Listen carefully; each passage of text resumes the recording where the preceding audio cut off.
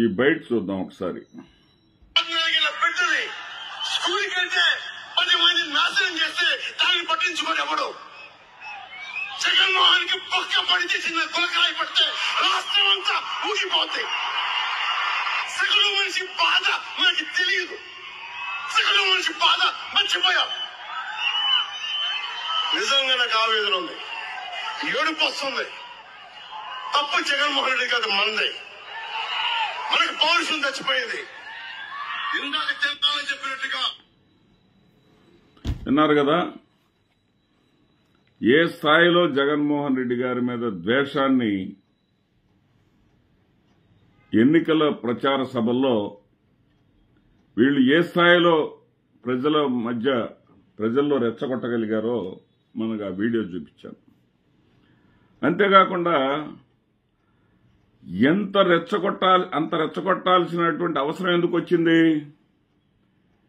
జగన్మోహన్ రెడ్డి గారు చేసిన మంచి పనుల ద్వారా జగన్మోహన్ రెడ్డి గారు ప్రజల్లో సుస్థిరమైనటువంటి స్థానం ఏర్పరచుకున్నాడు. ఏదో రకంగా జగన్మోహన్ రెడ్డి గారిని ఓడించకపోతే మనకిక రాజకీయ భవిష్యత్తు లేదు అని కూటమి నేతలందరూ తెగబడి చెప్పినటువంటి అబద్దాలలో ఒకటది. అబద్దాలు అనే మాట ఎందుకు అంటున్నానంటే, సుగాలి ప్రీతి మానభంగం ఎప్పుడు జరిగింది, ఆవిడ హత్య ఎప్పుడు జరిగింది? చంద్రబాబు నాయుడు గారి హయాంలో. అదేదో జగన్మోహన్ రెడ్డి గారి హయాంలో జరిగినట్టు జగన్మోహన్ రెడ్డి గారికి ఆపాదిస్తూ జగన్మోహన్ రెడ్డి గారిని బాధ్యుణ్ణి చేస్తూ ప్రజలను రెచ్చగొట్టగలిగారంటే వీళ్ళు దేనికైనా సాధ్యమనే దానికోసం దాన్ని చెప్పడం జరిగింది. దాన్ని అంతటితో వదిలేలా వీళ్ల ప్రభుత్వం అధికారంలోకి వచ్చిన తర్వాత కూడా మరి subject to correction republic day celebrations, independence day celebrations కానీ పిఠాపురంలో కూడా మరొకసారి పవన్ కళ్యాణ్ గారు అదే మాట సుగాలి ప్రీతి మాట ఎత్తారు. అంటే ఒక్క అబద్దాన్ని పట్టుకొని జగన్మోహన్ రెడ్డి గారి మీద ద్వేషాన్ని ప్రజల్లో నింపటం మీదే వీళ్లు పరిపాలన చేస్తున్నారు. జగన్మోహన్ రెడ్డి గారి మీద వ్యతిరేకంగా మనం వెళితే చాలు, మనకు రాజకీయ పబ్బం గడుపుకోవచ్చు అనేటటువంటి విధంగా వెళ్తున్నారంటానికి ఇదొక ఉదాహరణ. అయితే తాజాగా ఫేస్బుక్ వ్యవస్థాపకుడైనటువంటి జుకర్బర్గ్, ఇప్పుడు ఆయన మెటా చీఫ్గా ఉన్నారు. ఆయన ఏమన్నారంటే 2024 ఎన్నికల్లో ఎన్నికల సంవత్సరంగా దాన్ని ప్రకటిస్తూ అంతకుముందు 5 ఏళ్లుగా అధికారంలో ఉన్నటువంటి వాళ్ళందరూ కూడా కరోనా దెబ్బ కానివ్వండి, అధిక ద్రవ్యోల్బణం వల్ల కానివ్వండి, అన్ని ప్రభుత్వాలు కూడా ఓటమి పాలైనాయి. భారతదేశంలో కూడా అధికారంలో ఉన్నటువంటి పార్టీ ఓటమి పాలైంది. అంటే అది ఓటమి పాలైనప్పటికీ కూడా అది ఈవీఎం జిమ్మిక్లో మరి వారి యొక్క ప్రజలను మోసం చేయటము, ప్రజాభిప్రాయాన్ని ప్రతిబింబించకుండా చేయటంలో వాళ్ళు ఏమైనా చర్యలు తీసుకున్నారో అనే అర్థం వచ్చే విధంగా ఆయన మాట్లాడారు. గుమ్మడికాయల దొంగ ఎవరంటే భుజాలు తుడుముకున్నట్లుగా ఈ యొక్క జుకర్బర్గ్ చేసింది ఏదో ఫ్లోలో వచ్చిన మాటలే అని వదిలేలా వీళ్లకు తప్పు చేశామనేటటువంటి ఆలోచన ఉంది కాబట్టి వీళ్లలో. ఎందుకంటే జగన్మోహన్ రెడ్డి గారు ఆంధ్రప్రదేశ్ రాష్ట్రంలో ఓడిపోవటమే ఒక ఆశ్చర్యకరమైనటువంటి అంశంగా దేశమంతా నెలకొని ఉంది. ఆంధ్రప్రదేశ్ రాష్ట్రంలోనే కాదు, తెలంగాణకు చెందినటువంటి చాలా మంది ప్రస్తుత మంత్రులు కూడా దీని మీద వ్యాఖ్యలు చేయడం జరిగింది. అందరూ జగన్మోహన్ రెడ్డి గారు గెలుస్తారనుకున్నారు, ఏం జరిగిందో తెలియదని అందరూ వ్యాఖ్యలు చేయడం జరిగింది. ఈ రోజు కూడా పల్లెటూళ్లలో, గ్రామాలలో మేమంతా జగన్ గారికే ఓట్లేసామయ్యా, మా ఓట్లు ఏమైపోయినాయని ఈ రోజు కూడా ప్రశ్నిస్తా ఉన్నారు.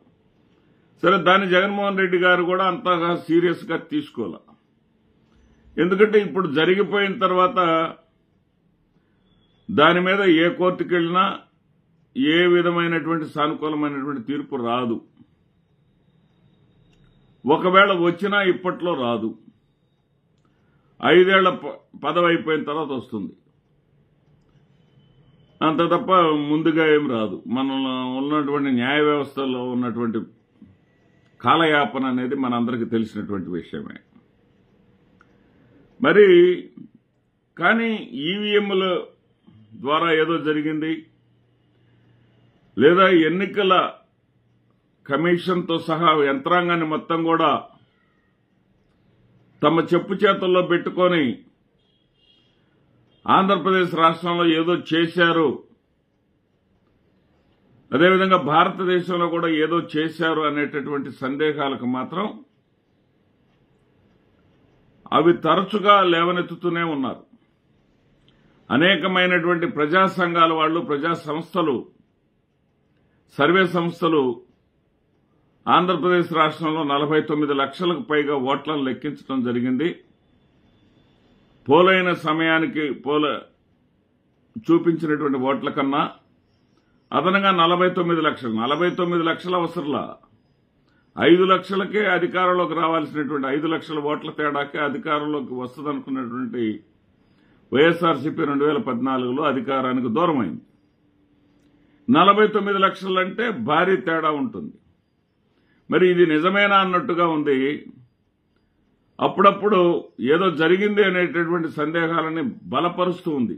జగన్మోహన్ రెడ్డి గారు వదిలేసినా, వైఎస్ఆర్ కాంగ్రెస్ పార్టీ వాళ్ళు వదిలేసినా, అంతర్జాతీయ స్థాయిలో, జాతీయ స్థాయిలో కొన్ని నిఘా సంస్థలు కానివ్వండి, సర్వే సంస్థలు కానివ్వండి, వాటిని వదలకుండా ప్రస్తావిస్తూనే ఉన్నాయి. అదే సందర్భంలో ఎలన్ మస్క్ ఒక అంతర్జాతీయ నిపుణుడు కూడా, టెక్నాలజీ నిపుణుడు కూడా దానిని ట్యాంపరింగ్ చేయవచ్చు, నాకు అవకాశం ఇస్తే చేసి చూపిస్తానని కూడా చెప్పడం జరిగింది. ఇటీవల సుప్రీంకోర్టు కూడా కొంత న్యాయవాదులు వాళ్ళు ఓపెన్ ఛాలెంజ్ చేశారు. మాకు అవకాశం ఇస్తే మేము ట్యాంపరింగ్ జరుగుతుంది, చేయవచ్చు అని చేసి చూపిస్తామని చెప్పడం జరిగింది. ఇప్పుడు ఇదంతా ఎందుకు చెప్తున్నానంటే, జుకర్బర్గ్ భారతదేశంలో కూడా అధికారంలో ఉన్న పార్టీ ఓడిపోయింది అని చెప్పారు. అంటే భారతీయ జనతా పార్టీ ఓడిపోయింది అని చెప్పారు.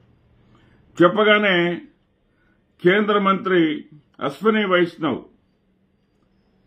ఇది 64 కోట్ల మంది భారతీయ ఓటర్లను అవమానించడమే అని అతని మీద ప్రతి విమర్శలు చేశారు. ఎప్పుడైతే ప్రతి విమర్శలు చేసినారో ఇది ఫ్లోలో వచ్చిన మాట కాదు, వీళ్లు ఏదో తప్పు చేశారు కాబట్టి వీళ్లు సమాధానం చెప్పుకోవాల్సినటువంటి పరిస్థితులు ఉన్నాయి అనేది మనకి స్పష్టమవుతా ఉంది. మరో అడుగు ముందుకేసి నిషికాంత్ దుబే, ఆయనకి జుకర్బర్గ్ కి సమన్లు జారీ చేయడానికి, ఈ నిషికాంత్ దుబే అనే ఆయన ఐటీ రంగానికి సంబంధించి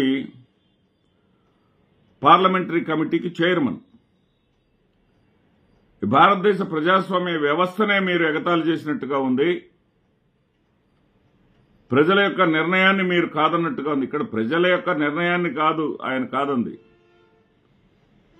ప్రజల నిర్ణయం, నిజమైనటువంటి ప్రజల యొక్క నిర్ణయం ప్రతిబింబించలేదు గత ఎన్నికల్లో అనేది జుకర్బర్గ్ గారి అనుమానం. అదేవిధంగా ఎలన్ మస్క్ గారి అనుమానం. అదేవిధంగా భారతదేశంలో చేసినటువంటి మాజీ ఎన్నికల కమిషనర్లు సైతం అసలు ఫామ్ 20ని ఎందుకు అంత ఆలస్యంగా ఎక్కించడం జరిగింది, అదేవిధంగా ఎందుకు ఆ యొక్క ఓటర్ స్లిప్పులను, ఏ పార్టీకి ఓట్లు పడ్డాయి అనేటటువంటి స్లిప్పులను ఎందుకు తొలగించేశారు. మరి ఎన్నికల్లో పోటీ చేసినటువంటి అభ్యర్థి తనకు సందేహం వచ్చినప్పుడు, ఎన్నికల ప్రక్రియ మీద తనకు అనుమానం వచ్చినప్పుడు తాను ఒకసారి మరి వాటిని చెక్ చేసుకోవటానికి ఆ ఓటర్ స్లిప్పులని ఉండాలి కదా,